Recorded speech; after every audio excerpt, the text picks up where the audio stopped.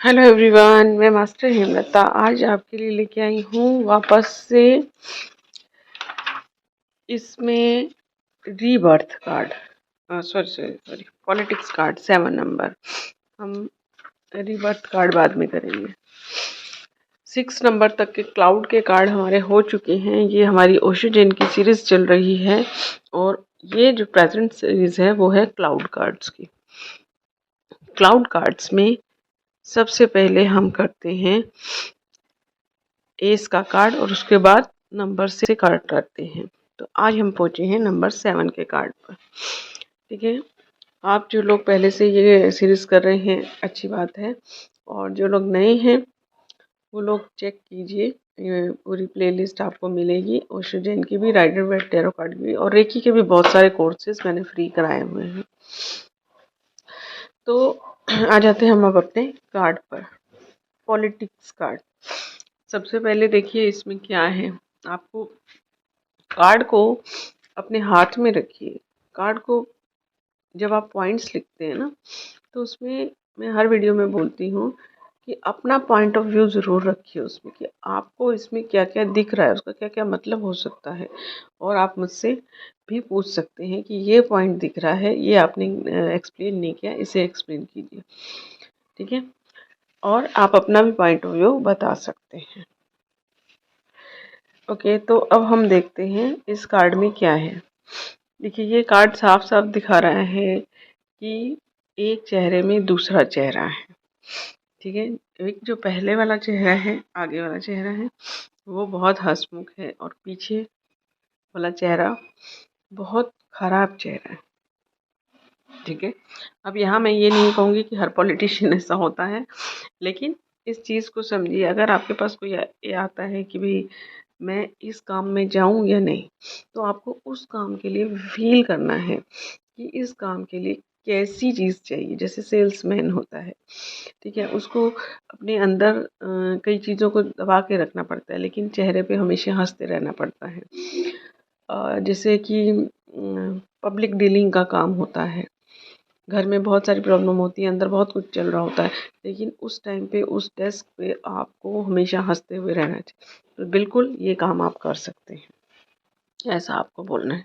ठीक है, पॉलिटिक्स में जाना चाहते हैं, ठीक है, तो इस तरह जैसे टीचर होती है स्कूल में, उसको अपना अच्छा मूड रखना पड़ता है, तो पॉजिटिव वे में भी इस कार्ड को लिया जा सकता है।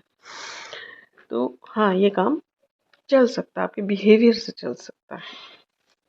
ठीक है, तो ये है। और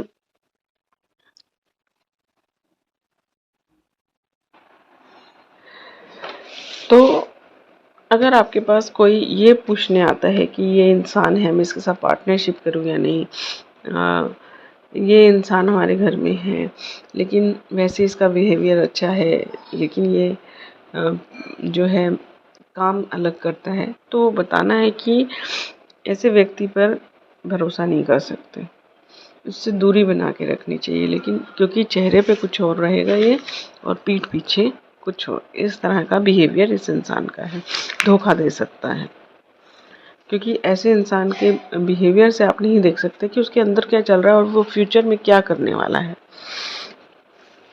तो डबल इमेज का ये है, जहाँ पर आपको देखना है कि कहाँ पॉजिटिव बनेगा। जहाँ पे डबल इमेज की ज़रूरत है वहाँ के लिए अच्छा है, लेकिन रिश्तों में, धन संबंधी मामलों में अच्छा नहीं है। तो मेन ये क्या बता रहा है कि बाहर से जो इंसान जैसा दिख रहा है वो वैसा नहीं है, अंदर से कुछ और है। थोड़ा बहुत सब लोग होते हैं, लेकिन ये बहुत ही ज़्यादा है। ठीक है, धोखा देने तक की भी कंडीशन आ सकती है। ओके, अब इसमें आपको एक चीज़ और दिख रही है, ये सांप जैसा, यानी कि ये डस भी सकता है इंसान कभी भी। तो ये इस कार्ड का पूरा मतलब है। ठीक है, तो आगे हम करेंगे गिल्ट कार्ड। गिल्ट कार्ड, ये कार्ड बहुत गहरा कार्ड है। इसमें आपको बहुत सारे मतलब दिखेंगे। सबसे पहली चीज़ है, आप कार्ड को देखिए, लेडी जो है वो अपना सिर पकड़े हुए है। तो अगर आपको इसमें थोड़ा सा फिज़िकल बॉडी उसकी वीक लग रही है या फिर आपको फिज़िकल बॉडी, तो इस लेडी को माइग्रेन की प्रॉब्लम भी हो सकती है। ठीक है, फिज़िकल लेवल पे देखें तो।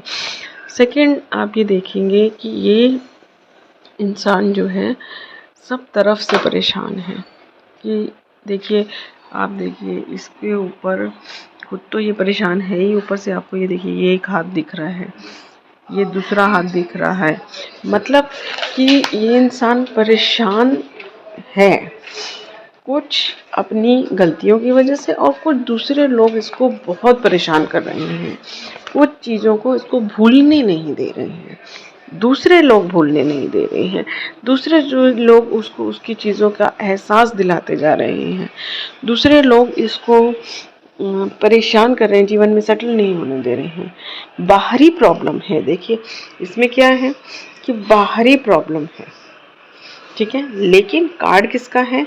गिल्ट का है। तो ये जो गिल्ट है वो बाहरी प्रॉब्लम की वजह से ख़त्म नहीं हो रहा है। और गिल्ट, बताइए, गिल्ट तो सबसे बड़ा दुश्मन होता है अपना। गिल्ट का मतलब क्या है कि हमने कोई काम ऐसा किया जिसका पछतावा हमें है, अपने ऊपर गुस्सा है कि हमने ये क्यों किया, ये गिल्ट है। पछतावा इंसान को होना चाहिए, लेकिन वो किस फॉर्म में होना चाहिए उसकी बात हम बाद में करेंगे। यहाँ मैं बताऊंगी कि गिल्ट से नुकसान क्या क्या है। गिल्ट आपका कोई काम होने नहीं देता। जो चीज़ें आपने देखी है ना कि काम बनते बनते रह जाते हैं, शादी होते होते रह जाती है, नौकरी लगते लगते रह जाती है, तो ये गिल्ट का है, क्योंकि हमारे अवचेतन मन में इस तरह से बात बैठी होती है कि हमने किसी को धोखा दिया था, हमने किसी की नौकरी छुड़वाई थी, हमने किसी का रिलेशनशिप खराब किया था, इसलिए हमारा भी ये काम नहीं होना चाहिए। ये गिल्ट का नतीजा है। भले ही कॉन्शियसली आपके मन में ना हो, कभी कभी हम ऐसी चीज़ें अनजाने में बचपन में कर जाते हैं या पिछले जन्मों में कर जाते हैं जो हमारे अंदर कैरी होती रहती हैं। तो गिल्ट को कभी भी अपने अंदर पनपने नहीं देना चाहिए। अब हम लोग क्या हैं? इंसान हैं, ठीक है, तो गलतियां हमसे हो जाती हैं, ठीक है, लेकिन इसका मतलब ये नहीं है कि आप गलत काम करते जाएं और खुद को माफ़ करते जाएं, नहीं। इसका मतलब ये है कि जो मन में आपकी गिल्ट है उसका सॉल्यूशन कीजिए। उसका सॉल्यूशन कैसे होगा कि अगर आपको याद है कि आपने किसके लिए क्या गलत काम किया तो उसकी हेल्प कीजिए। मुंह पे जाके उसको आप सॉरी नहीं बोल सकते, लेकिन क्योंकि कई जगह ऐसी होती है कि आप सॉरी बोलने जाते हैं और वहाँ आर्गूमेंट चालू हो जाती है और बातें निकल आती हैं, झगड़े हो जाते हैं, लेकिन उसकी इनडायरेक्टली हेल्प कीजिए, किसी भी तरह से इनडायरेक्टली उसकी हेल्प कीजिए, उसकी रिलेशनशिप को अच्छा करने की कोशिश कीजिए। लेकिन अगर आपका जो भी काम बनते बनते बिगड़ रहा है ना, वहाँ आपके अंदर आपकी गिल्ट है, या आप खुद को पनिशमेंट कर दे रहे हैं या फिर यूनिवर्स आपको पनिश दे रहा है। तो ऐसे काम में इसीलिए कहा जाता है कि जो काम आपका नहीं बन रहा है उस काम के लिए लोगों की हेल्प कीजिए। अब अननोन चीज़ है, आपको मालूम नहीं है आपने क्या किया पिछले जन्मों में, क्या नहीं, तो इसलिए कहा जाता है कि अगर आपकी शादी नहीं हो रही है तो शादी में हेल्प कीजिए, ठीक है। इसीलिए किया जाता है कि हमने कभी किसी का कुछ किया है तो उसके बदले हम यहाँ ये कर रहे हैं और इसकी दुआ उसको लग जाए, ये मतलब होता है।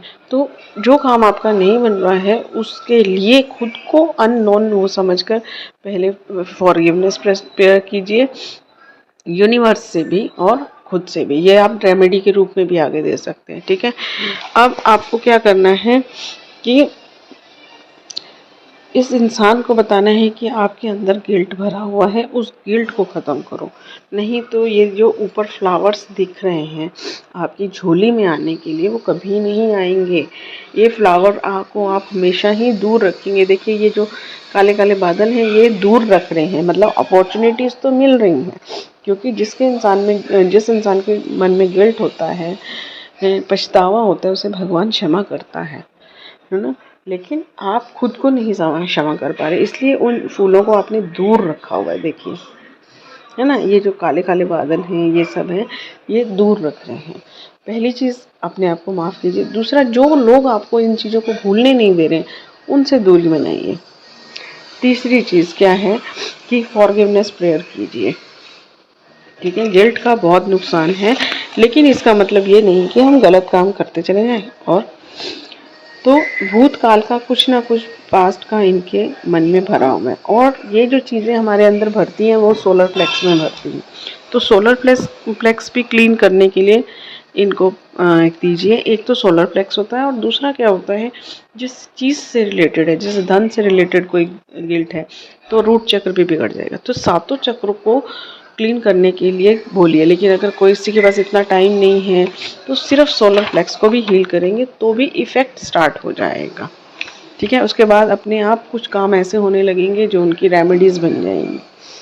तो ये चीज़ है इसमें, तो ये कि ये इंसान इस हद तक दुखी हो चुका है कि बस अब बस हो जाए ये सब, इस तरह की इसकी वो है। ठीक है, तो ये थे हमारे आज के 2 कार्ड। Thank you everyone.